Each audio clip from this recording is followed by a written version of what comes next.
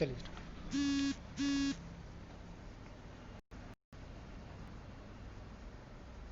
देखिए, सबसे पहले तो नमो बुद्धाय, जय भीम, जय महाराजा सुहेलदेव, जय प्रजापति संतराम बीए। विभिन्न महापुरुषों के चरणों में श्रद्धा सुमन अर्पित करते हुए आज हम लोग यहाँ जो भारतीय मजदूर हैं, ये जुल्म अत्याचार उत्पीड़न कर रही है, बेचारे सड़क हादसे में, ट्रेनों में भूखे प्यासे जो मारे गए, सबसे पहले तो मैं उन सभी लोगों को विनम्र श्रद्धांजलि अर्पित करता हूं और ईश्वर से प्रार्थना करता हूं कि उन सभी के परिवार को इस असीम दुख में ईश्वर दुख सहने की शक्ति प्रदान करें। आज हम लोग भागीदारी संकल्प मोर्चा के बैनर तले सुहेलदेव भारतीय समाज पार्टी के राष्ट्रीय अध्यक्ष, उत्तर प्रदेश सरकार में रहे पूर्व मंत्री मोर्चा बनाया गया है।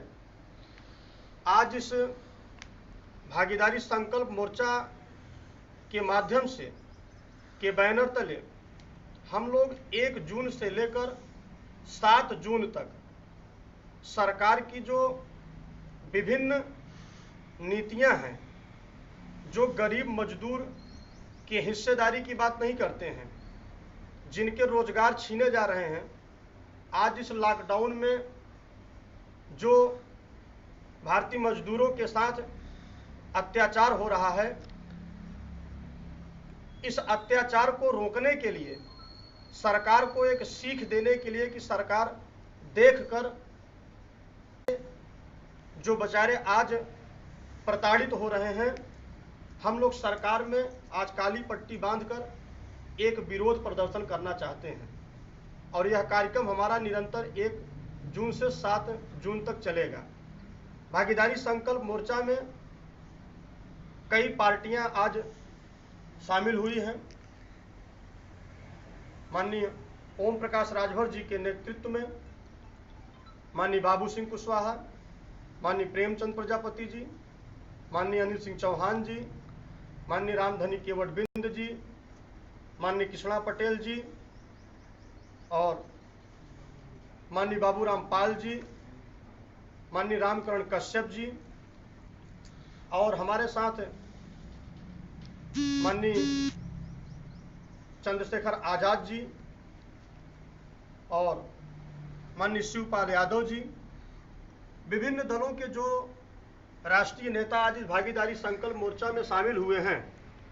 सभी लोग उत्तर प्रदेश के हर गांव में हम लोग काली पट्टी बांधकर सरकार में विरोध प्रदर्शन करना चाहते हैं और ये इन गरीबों के लिए एक रणनीति के तहत उनके साथ जो जातीय जुल्म अत्याचार हो रहा है उसको रोकना बंद करें। आप लोगों को बात याद होगी, वो दिन याद होगा जब 22 तारीख को इस देश में माननीय प्रधानमंत्री जी के नेतृत्व में लॉकडाउन किया गया, कर्फ्यू लगाया गया और 24 तारीख को लॉकडाउन किया गया। बड़ी हैरानी की बात है कि हम लोग सोचते हैं कि प्रधानमंत्री जी करते क्या हैं। अगर इनको लॉकडाउन करना था, भारतीय मजदूरों की अगर इतना पीड़ा थी उनको, तो जब वो राष्ट्र के नाम संबोधन कर रहे थे तो वो राष्ट्र के नाम संबोधन में बोल सकते थे कि हम 1 हफ्ते 10 दिन का समय दे रहे हैं, जो मजदूर जहां जाना चाहता है, अपने जिस गंतव्य स्थान पर जाना चाहता है वहां चला जाए। अगर ये एक प्लानिंग के तहत लॉकडाउन किया गया होता तो आज तो जो स्थिति भारतीय मजदूरों के साथ बीत रही है शायद ये देखने को नहीं मिलती। बड़े शर्म की बात है, बड़ा दुख होता है कि जब इस देश के प्रधानमंत्री भारतीय मजदूरों के लिए प्रवासी मजदूर जैसे शब्द उपयोग करते हैं। हम तो कहते हैं प्रवासी मजदूर न बोलकर उनको विदेशी मजदूर बोल दो। जो भारत का नागरिक हो, भारत की नागरिकता हो, भारत में रहकर देश के निर्माण में अपनी महत्वपूर्ण भूमिका निभाता हो, सुई से लेकर जहाज तक यही मजदूर बनाता हो और देश का प्रधानमंत्री, देश का राजा ये कहे कि प्रवासी मजदूर। बड़ी शर्म आती है, बड़ा दुखद होता है कि भारतीय मजदूरों को प्रवासी मजदूर कहकर संबोधन किया जा रहा है। सरकार के पास, इस केंद्र सरकार के पास 19,000 ट्रेनें हैं। आप बताइए, अगर ये एक प्लानिंग के तहत लॉकडाउन किए होते तो 19,000 ट्रेनों का मतलब अगर केंद्र सरकार चाहे तो एक दिन में 2 करोड़ लोगों को एक स्थान से दूसरे स्थान तक ले जा सकते हैं, लेकिन ऐसा सरकार ने नहीं किया। सरकार यह चाहती है, देश के प्रधानमंत्री जी यह चाहते हैं। मैं एक बात बताऊं, हिटलर कहता था कि इस देश की गरीब जनता को, गरीब मजदूरों को इतना निचोड़ो कि वह अपने आप को जीवित रहने को ही विकास समझे। ठीक आज वही बात चरितार्थ कर रहे हैं देश के प्रधानमंत्री माननीय नरेंद्र भाई मोदी जी। ये भी चाह रहे हैं कि इस देश के भारतीय मजदूरों को इतना निचोड़ा जाए कि वो अपने जीवित रहने को ही अपने आप को विकास समझे। आपने देखा मुजफ्फरनगर में घटना हुई, एक भारतीय मजदूर, हमारी महिला भूखे प्यासे अपने प्राण न्यौछावर कर दिया। उसका एक छोटा सा मासूम बच्चा उसकी चादर को पकड़कर खींच रहा है। उसको क्या पता कि उसकी माँ इस दुनिया में नहीं है। ऐसे दुखद वीडियो देखकर हम लोगों के आंख से आंसू बहने लगते हैं, लेकिन सरकार के कान में जूं तक नहीं रेंगती है। जितनी बार देश के प्रधानमंत्री नरेंद्र मोदी जी ने राष्ट्र के नाम संबोधन किया, एक भी संबोधन में उन्होंने भारतीय मजदूरों की बात नहीं की कि जो सड़क पर नंगे पांव भूखे प्यासे चल रहे हैं, न उनके पानी की व्यवस्था है उनके लिए, न खाने की व्यवस्था है। सरकार की कोई भी व्यवस्था उन भारतीय मजदूरों के लिए नहीं है। आप लोगों ने ट्रेनों में अभी देखा, जो भारतीय मजदूर बेचारे प्यास से व्याकुल हैं, ट्रेन स्टेशन पर खड़ी होती है, भारतीय मजदूर पानी के लिए दुकानों पर कूद पड़ते हैं और ये कह रहे हैं कि हम अच्छा खाना ट्रेन में व्यवस्था करा रहे हैं, पानी व्यवस्था करा रहे हैं। अगर आप व्यवस्था कराते होते तो जो आज स्टेशन पर ये दृश्य देखा गया, शायद ये देखने को नहीं मिलता। बताइए, 29 ट्रेनें की मैं बात कर रहा हूँ। जिन ट्रेनों को पहुंचना चाहिए बिहार, वो पहुंच जा रही हैं आंध्र प्रदेश। जिन ट्रेनों को पहुंचना चाहिए केरल, वो पहुंच जा रही हैं पश्चिम बंगाल। मतलब कि सरकार की जितने भी तंत्र हैं, इस लॉकडाउन में सारे तंत्र फेल हैं। हम दूसरी बात नहीं करना चाहते हैं, हम इलाहाबाद की घटनाएं आपको बताएं। माननीय मुख्यमंत्री जी की अगुवाई में रेणुका चौधरी जी खाद्य सामग्री का वितरण का कार्यक्रम उनके सुपरविजन में चल रहा है। मैंने रेणुका चौधरी जी से बात किया, उनके सचिव जी से बात किया।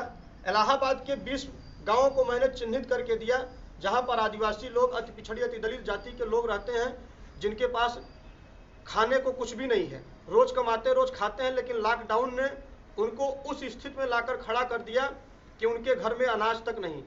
हमने गुहार लगाया, आग्रह किया, उन लोगों ने कहा कि बस एक दिन के अंदर सारी चीजें व्यवस्थित हो जाएंगी। आज तक की डेट में मैं बता रहा हूं कि आज तक उन गरीबों को किसी भी प्रकार की कोई खाद्य सामग्री वितरित नहीं की गई। सोनबरसी एक ग्राम सभा है, मेजा एनटीपीसी के बगल में 150 आदिवासी परिवार रहते हैं। बेचारे नाला का पानी पीने के लिए मजबूर हैं। नाला का पानी पीते हैं।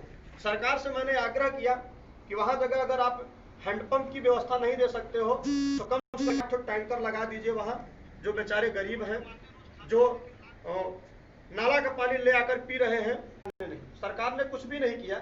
सरकार की जितनी भी योजनाएं हैं, धरातल पर कुछ नहीं है।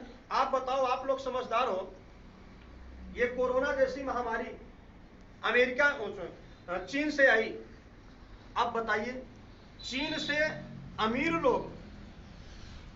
अमीर लोग कोरोना लेकर भारत आते हैं और इस भारत में उसका हर्जाना कौन भुगतता है? इस गरीब मजदूर, भारतीय गरीब मजदूर। अमीर बीमारी लेकर आते हैं, अब भुगत कौन रहा है? गरीब मजदूर बेचारा भुगत रहा है। सड़कों पर नंगे पांव गरीब मजदूर चल रहे हैं इस तपती धूप में।